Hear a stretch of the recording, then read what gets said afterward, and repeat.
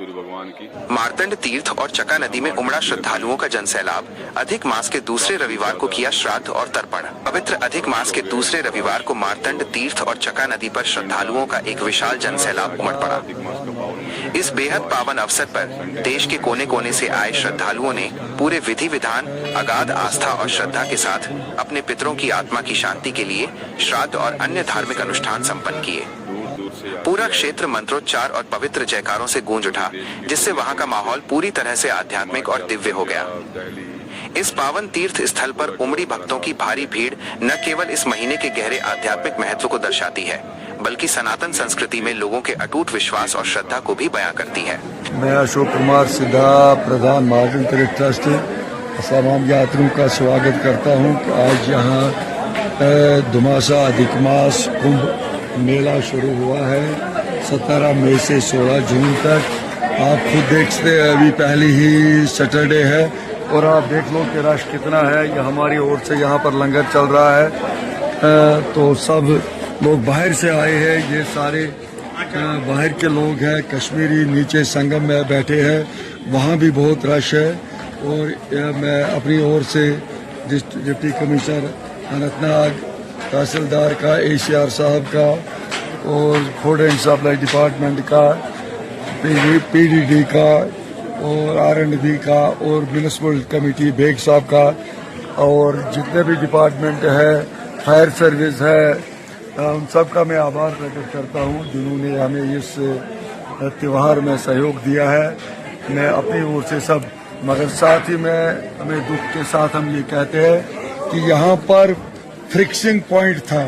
हमारे मार्टन ट्राइन में तीर्थ के लिए एक फ्रिक्सिंग पॉइंट था, मगर वो फ्रिक्सिंग पॉइंट आज 2 दिन से डिस्ट्रिक्ट पुलिस ने हटाया है।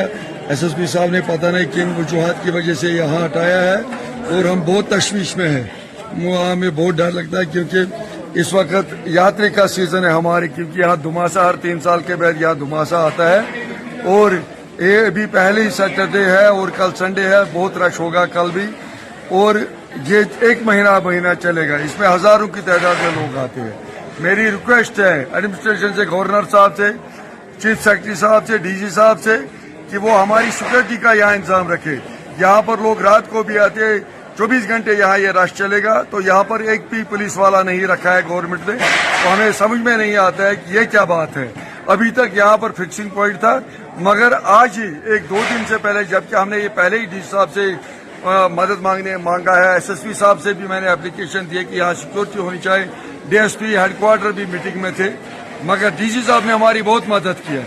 मगर मुझे ये दुख के साथ कहना पड़ता है कि SSP साहब ने यहाँ इन्हीं दिनों में सिक्योरिटी उठा ली, जबकि मैंने उनको सारे हालात से आगाह किया था पहले ही। हम गवर्नर साहब से, सब एडमिनिस्ट्रेशन से, ये DG श्रीनगर से, ये जम्मू कश्मीर से प्रार्थना करते हैं कि यहाँ इस महीने में ज्यादा से ज्यादा सिक्योरिटी का इंतजाम होना चाहिए, क्योंकि यहाँ रात को भी यात्री आती है। दिन की तो बात हो रही है, यहाँ फ्रिक्सिंग पॉइंट था, मगर आज एक भी पुलिस वाला यहाँ नहीं रखा गया है। हाँ, आप देखें यहाँ 3 गेट है, इतना बड़ा श्राइन है, तो ये हम कैसे ये मतलब निभाएंगे, ये महीना कैसे हम गुजारेंगे कि कोई सिक्योरिटी नहीं है, कोई पुलिस वाला नहीं, कोई फ्रिक्सिंग नहीं है। यहाँ पर इतना रश है, यहाँ पर आप देखिए रात के वक्त है, इस वक्त भी गाड़ियां है, कोई गेट पर कोई पुलिस वाला का इंतजाम नहीं है। हम मतलब डर रहे हैं, हम गेट कैसे खोलेंगे, क्या पता है कौन क्या है। इसलिए मैं ये प्रार्थना करता हूँ बार बार कि गवर्नमेंट से कि यहाँ हमारे पास सिक्योरिटी का इंतजाम किया जाए।